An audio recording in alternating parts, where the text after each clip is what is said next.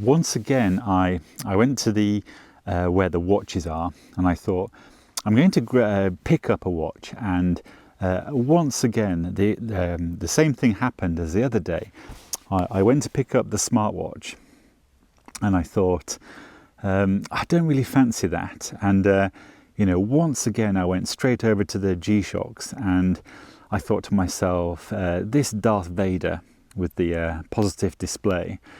So this is the GMW-B5000G, but it's on the B5000G-1 bracelet. So we've got the color match of the bracelet with the case. So normally this watch has the rubber strap on, which I do wear, and you know, I equally like it. But I put this bracelet on this watch head, and I thought, you know, this is really cool. You know, I do like it, and is it my preference? It sort of is, because of the ease of taking it on and off. And let's just hear the German car door again. I don't know if you heard that. I'll try and do it once again. There we go. It's a really satisfying click, I've noticed. I'm going to do that one more time. When you... this isn't so loud, but it does have that satisfying click feeling.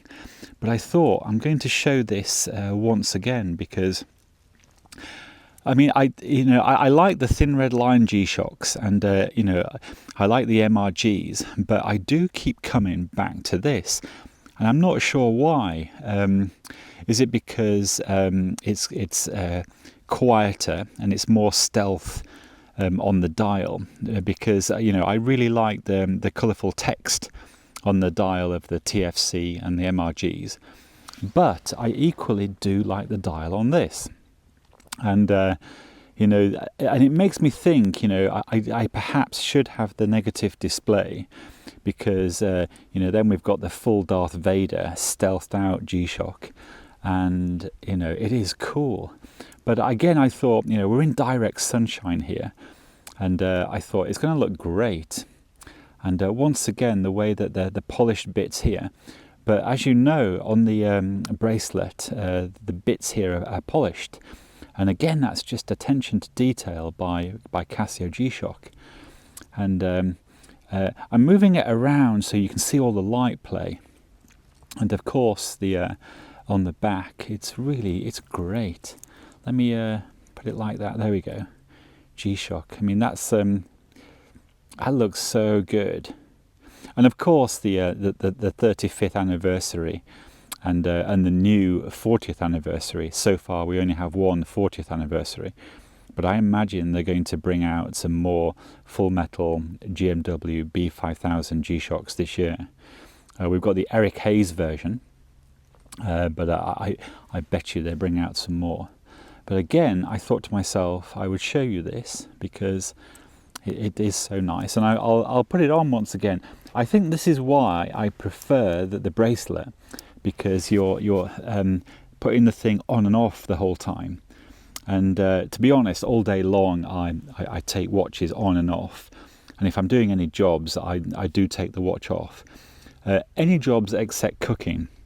If I'm cooking, I actually put on a watch, and these days I put on the G-Shock almost every single time. And I think I've told people before, you know, I flick on the stopwatch here and timer, and that's how I cook everything. It's a really great function. Now, of course, I've just noticed something, because on the full metal Gs, not all of them, but most of them have the polished bezel like this. And of course, in direct sunshine, it looks great because it has that, you know, muted impact, which is lovely. And then we've got it contrasting with the polished parts, you know, which is super. Look at that. It is a good looking watch. It really is. It goes with absolutely everything. And today I thought, yep, this is the watch for me. Now, once again, I'm either going to stop the video here because I know that some people don't want to hear the video. But what I may do is after this is add on a watch talk. So beyond this point, if you're still here in this video, the next bit is basically me chatting about watches. So you're very welcome to switch off here if you don't want to hear me speak. But if you want to carry on, you're going to hear me talk. Anyway, that I shall say to those people that just want to see the watch, ciao for now. So I'm actually walking to a place that I can talk to camera, and I thought I'd show you where I'm going, because I thought I would show you the Darth Vader once again on camera like this, and it looks so good. I keep thinking, a green camo G-Shock would look great, but they've already done that. I think there's a titanium with that would look great, and I'm trying to remember the model number. I don't, but I think all the G-Shock fans will know, which G-Shock I'm talking about. It would look great, but this obviously looks super here. Anyway, I shot this as I was walking up to doing the talking piece, so I will do that right now. So today I thought I would talk about the grey market and over retail price. So many people will be aware that Rolex secondhand, that lots of the popular Rolex sports models, you have to pay over retail for them on the grey market dealer. And when I explain that to people that aren't necessarily watch fans, they can't believe that I'm saying that. And then when I tell them, look, it's the same with some collectible G-Shocks, they tend to sell out very quickly, and lots of people do pay over retail to buy a G-Shock. And the truth is, to be honest, I've actually done that. One year I wanted one of the Frogmans, and I forget the model number, but it was a limited edition Frogman, and I tried to buy it direct from Casio, and I don't remember the detail now, but it was either already sold out or it wasn't available via the Casio website. And so I ended up going to the grey market, and I bought this Frogman off eBay. Now, I don't remember how much more I paid over retail, but it was certainly, how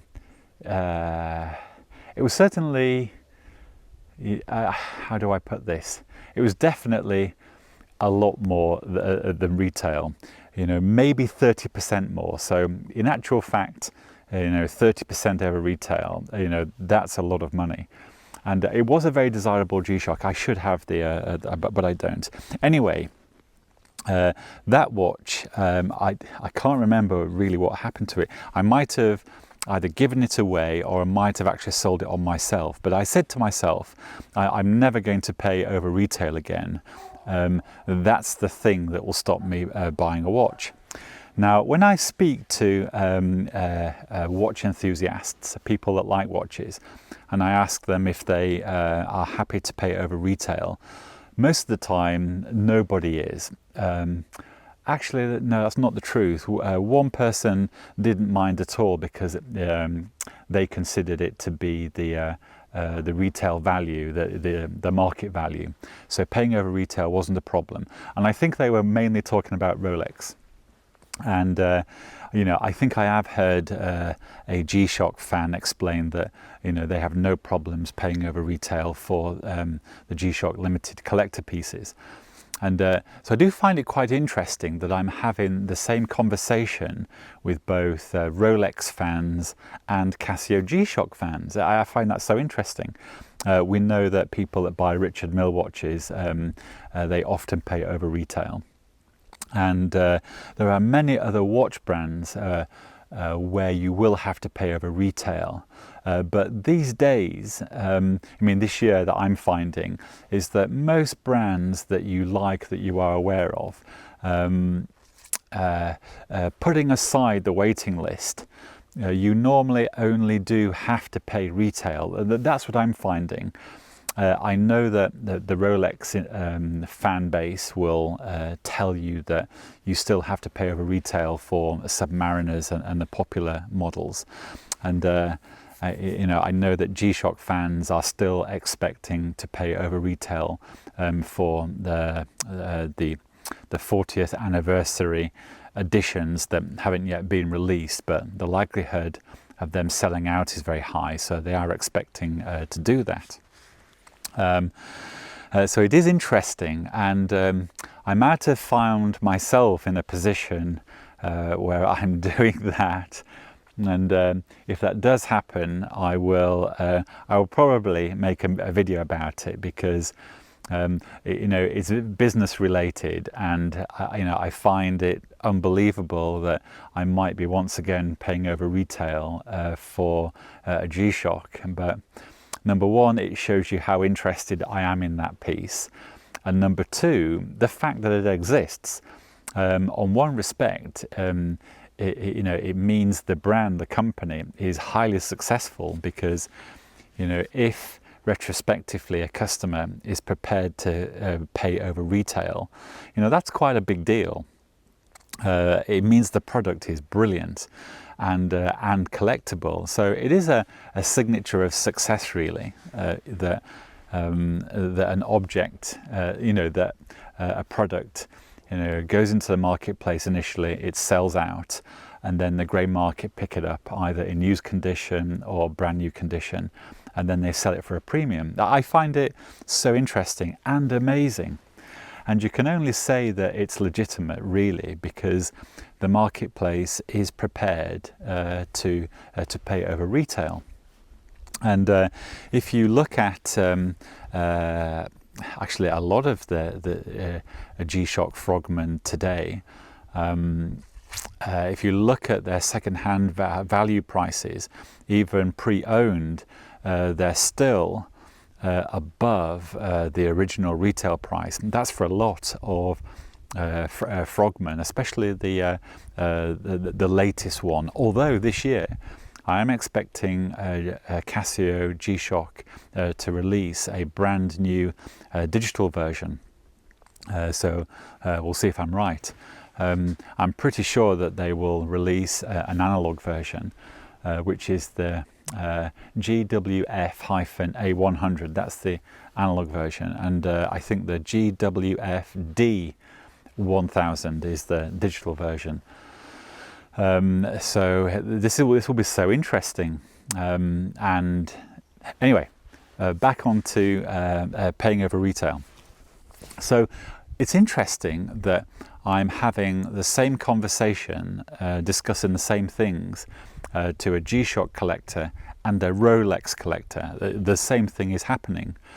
And in actual fact, recently I watched a video by a Design Atelier, and he said one of the points he was making was that Casio G-Shock, Casio, is behaving a lot like Rolex with respect to the second-hand market and also availability.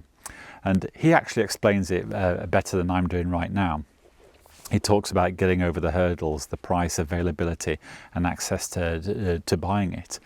And that's certainly the case with Rolex, because you hear of these horror stories where customers that want to buy a Rolex go into an authorized dealer, and they are reporting back that they've been verbally abused by being told that they're not allowed, well, that they can't buy the watch that they want, and there perhaps isn't a wait list for them to be on anyway, and the likelihood of them getting the watch that they want is very low.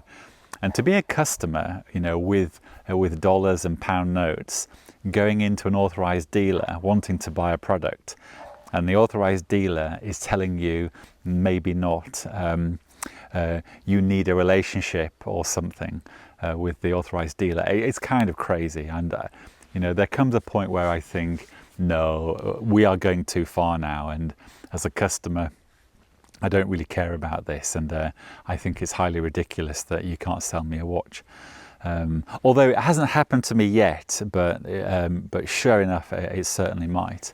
But you know, to think that we might end up in that situation with Casio, I really hope not.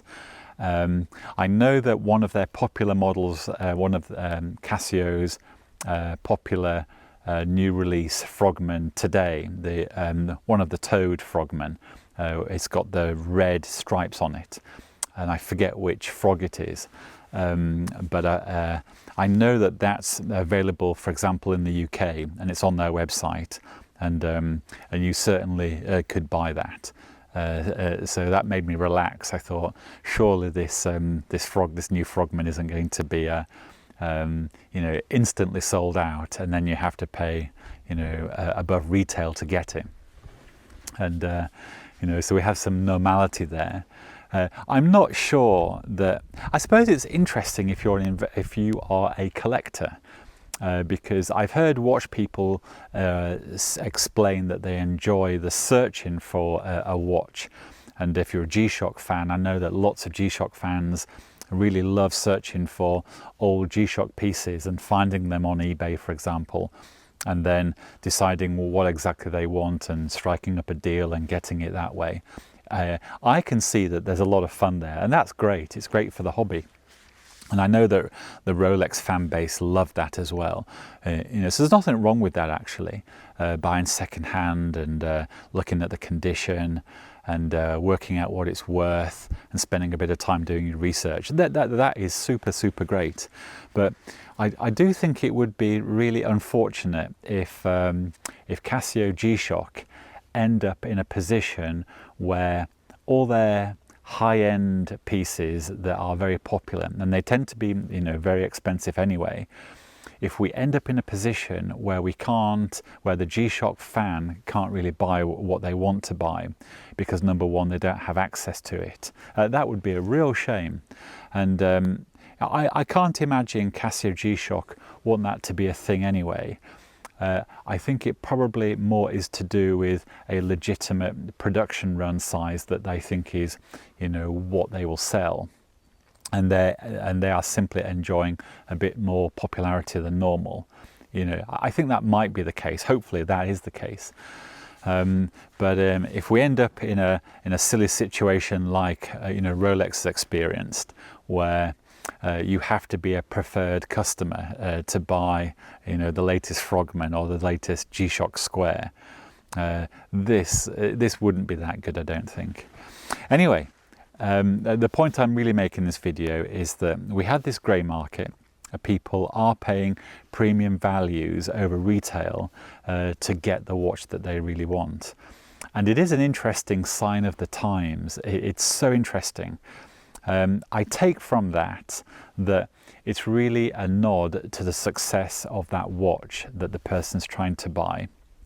And number two, the manufacturer has probably got their production run size, you know, very accurately understood, because there's lots of demand there, or the demand is meeting the production run, hence they do sell out of a piece. I think that's more, you know, more the actual thing. And the premium price is the additional amount simply because of market forces. Because once you've got oversupply of something, the price does fall naturally, because the customer will be able to see that there are 3 items available, 3 same items are available, and the one that you will gravitate towards is the cheaper one. So these are natural market forces. But I think it's just interesting, so interesting that I seem to have this conversation with a Rolex person and a G-Shock person, and I'm having the same conversation really. And you know, that's really the point I'm making in this video. And the next thing that I want to say is I really hope that we do not go down this avenue too far, because if it becomes a thing that lots of lots of G-Shock customers can't get the watch that they want, because Casio have decided this is how they want it to be, I think that might be sad, and you run the risk of annoying your fan base. So I can't imagine Casio doing that, but you never know. No, I can't imagine it happen. I can't imagine that happening. Anyway, I'm trying to get to the end of this video. I do apologise for rambling on, and I hope everybody is well, and hopefully speak again soon.